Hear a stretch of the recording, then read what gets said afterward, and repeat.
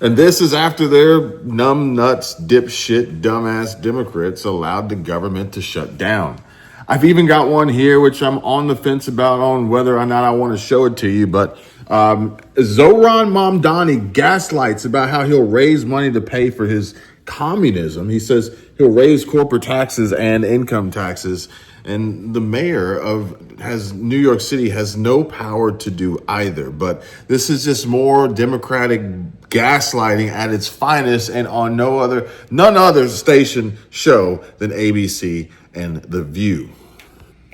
Dave Rubin asks a reasonable question here, and it's imagine being this dumb. AOC doesn't realize how much she hurt Dems' shutdown chances by saying this.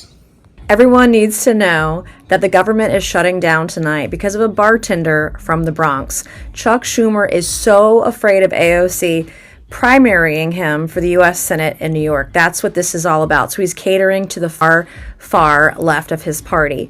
The other thing is they'd rather fund healthcare for illegal aliens than pay our troops. Like, that's where we are tonight. Good luck with that in the midterms. The GOP bill to keep the government open may be getting the support of 3 Democrats now in the Senate. So the dam may be breaking, but he's putting his foot down, is he not? Yeah, he is, and you nailed it there, Laura. Hit the nail right on the head. He's doing that for his own benefit. Remember what happened in March? We had a CR. He had to do the right thing to keep the government resolution, open. That's right. Hill geek. Yes, that's it. To keep the government open so we could do our jobs, Chuck Schumer went out and said it would be so dangerous to shut the government down. Remember? We have him on tape. His entire career he's been saying that. Now he has suddenly shifted gears. Why? He's afraid of AOC. He thinks he's going to get challenged in the next election, so he has to fight Trump, even if it means throwing the American people under the bus. That's exactly what's going on, and I think Senate Democrats understand that. They don't want to be along for the ride. Well, how do you keep them from having the nuke? Impeach Trump is the opposite of having a better idea. You're killing your party. You're killing your party. And look, I hope it works out for you. I hope you guys splinter off and become, whatever you really are. Brown people from different backgrounds, the word socialism is weaponized as some kind of, anti-American thing. And, Senator Gillibrand and others seem to have fallen victim to that level of ignorance and miseducation. So one of the things that I've heard you talk about is making the city affordable for everybody, and that you're going to, put a tax on people who make over $1 million or whatever. But what I want to know is... With an exception for Joy. Think again, my friend.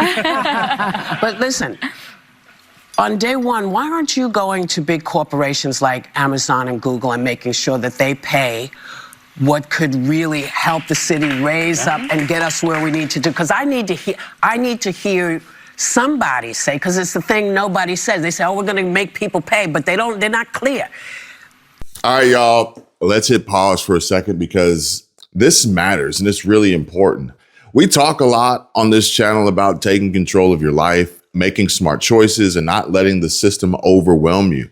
But when it comes to navigating Medicare, it can feel like you're wading through a swamp of total confusion. Plans, coverage, costs, deadlines, you name it. And that's where Chapter steps in. They're not just another company. They're the real deal when it comes to free Medicare help. Chapter's team of experts has helped thousands of people across the country find the right Medicare plan, and they do it with one goal in mind: putting you first. No fees, no pressure, just honest guidance to make sure you're covered without breaking the bank.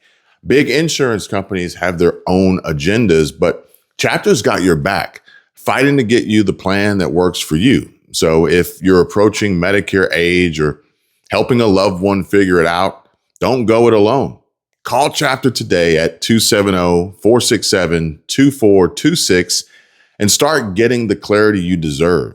Because at the end of the day, protecting your health and your wallet, well, that's not just smart. It's living life on your terms. They came in, they said, we're going to make these jobs, people are going to have these, they're going to have work. But then they had to fight to unionize because they're not getting paid enough. Yo, it's crazy how things change so fast. In a lot of these corporations, They effed around and now they are finding out.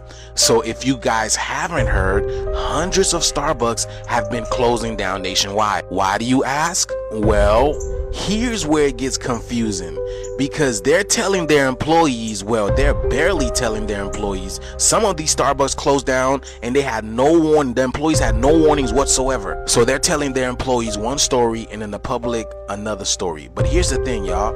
None of that stopped these Starbucks from closing their doors overnight. Yes, y'all, some employees woke up the next day and realized they had no job. It has officially happened. Starbucks Reserve Roastery in Seattle is closed. There were 6 Starbucks Reserve Roasteries in the world. The first one that ever opened is the one in Seattle. I worked at this location for 2 years. They closed this morning without any notice. Staff literally showed up to the store at 5 a.m. and the store was closed and boarded up. I guess they closed an hour early last night, telling all of the staff that it was for maintenance, but they were actually just going to board up all the windows and close permanently. There's over 100 people that work at that store. My heart goes out to all the people that lost their jobs today. I have a lot of opinions on Starbucks, none of which are good. So a majority of the articles say that the reasoning for the closing was to reallocate funds to different stores. This is the most BS excuse I've ever heard. It's obviously because they are a union store. They've been pushing the union for long before I You guys do there. know who owns Starbucks, right? He goes by the name of William Gates. You may know him as Bill Gates. You know, the same man who went to India and who's wanted in different countries for genocide. So is this the start of the fall of the coffee empire that America knew and loved?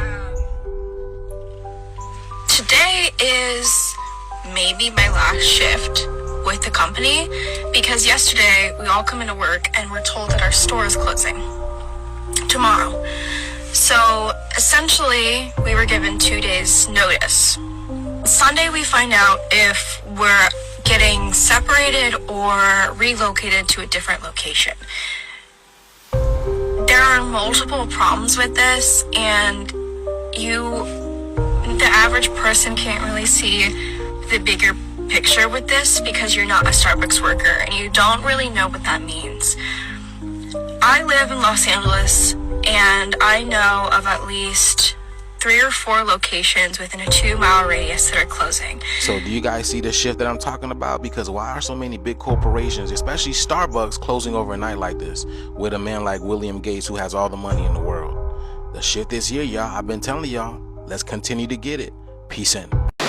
Absolutely. So I don't understand why the focus, if the focus is for New Yorkers to be lifted and New York State to be lifted and put in the right perspective, why the focus isn't on the companies that could be doing a lot more for the places have their places, but it doesn't happen. Instead of the individual, or including the individual tax base. I don't know what the hell she's trying to say or getting at here. And I don't think the other women do either. They're doing their damnedest to try to make sense of Whoopi Goldberg's just unconscious rant. You mean corporations should...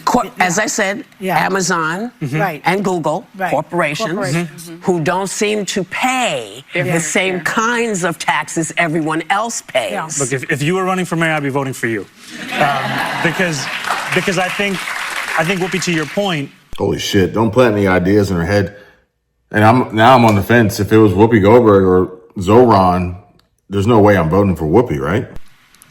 The corporate greed that we're seeing in this country, it cannot be separated from the level of inequality that people are living through. And one of the key revenue proposals I've put forward, our agenda from the day we started was about freezing the rent for more than 2 million tenants, making the slowest buses in the country fast and free, delivering universal childcare. So no longer would a family pay $25,000 a year just to find childcare for one kid. And what we've said is that 2 of the main ways we pay for it, one of them would be to raise the top corporate tax rate. This is a corporate tax rate that applies to the most profitable companies that do business in the state, like the ones that you've named, to that of New Jersey. Ah, I get it. I see. You punish the companies and corporations for doing well. Got it. So it would just match that of our neighbor, 11.5% that they have over there. By matching our neighbor, we would raise $5 billion a year. And that would be money we could reinvest into working in middle-class New Yorkers' lives so that everyone could afford it. So you don't think that would drive them out of the city, then? No, so the nature of our tax law is that applies to any business doing business here. They could be headquartered in Miami, But if they're doing business here, it applies to them. And the reason that I believe they'll keep doing business here is because this is one of the largest economies in the world. Right. Everyone wants to be here. And because you're not a capitalist and you're not a Democrat. And you're not going to win this election. And apparently he's flat broke and out of cash, according to one video title or thumbnail that I saw earlier today. But be that as it may, I don't know how a mayor can introduce legislation that would change the tax code for the entire state. I feel like maybe Zoran should probably consider running for governor, right? Senate, something. And, you know, you could say, well, what do you know? I was raised by a real one. I was raised by a real one. Go ahead and criticize Mario Cuomo. What's going to be your biggest insult? That he spawned me and Andrew? Is that going to be the best you have? Because you ain't shit compared to him. Not in terms of intelligence, not in terms of success, not in terms of pedigree, not in terms of philosophy, not in terms of mission, not in terms of eloquence, not in terms of charisma, not in terms of anything. Certainly not electability. What I'm not going to do is tolerate 4 million uninsured Americans because Donald Trump decided one day that he wants to just make sure that kids are dying because they don't have access to insurance. That's what's not going to happen. And so if those senators think that we're having a shutdown because of me, they're free to enter my office and negotiate, because what we're not going to do is allow all of millions of people in this country to not be able to afford their insulin and their chemotherapy. So come strike a deal with me if that's what they really think is going on. You are killing your party because you are not a real one. Because you're doing what's good for you in a vacuum. With your little social media following, you're no different than a pod bro. And you're killing your party. And Democrats better wake the fuck up and realize that you're better than this. Be with the 80, not the 20. Okay? The big holdup is, of course, that you guys say illegal immigrants are getting taxpayer-funded health care. Democrats say you're lying. That makes it feel like it could be a really long shutdown. Is this going to be a long shutdown? You know, I don't know. I can't predict what congressional Democrats are going to do, Peter, but I actually don't think it's going to be that long of a shutdown. This is a pure guess from the Vice President of the United States, because I think you already saw some evidence that moderate Democrats are cracking a little bit. They understand the fundamental illogic of this. Look, for years, every single one of us, we can remember Barack Obama on the White House lawn. We can remember Chuck Schumer. We can remember, Nancy Pelosi for years. In Chuck Schumer's case, for literally decades, we've heard them say, you don't shut the government down over policy disagreement. Okay, Republicans think this thing about healthcare, that thing about healthcare. Democrats think this thing about immigration. Republicans disagree. Whatever those disagreements are, you don't shut down the government over it. For the first time since the Democrats have been in politics, they're now saying that unless we get every policy item that we demand, we're going to shut down the people's government. They're trying to take a hostage, and we're not going to let them.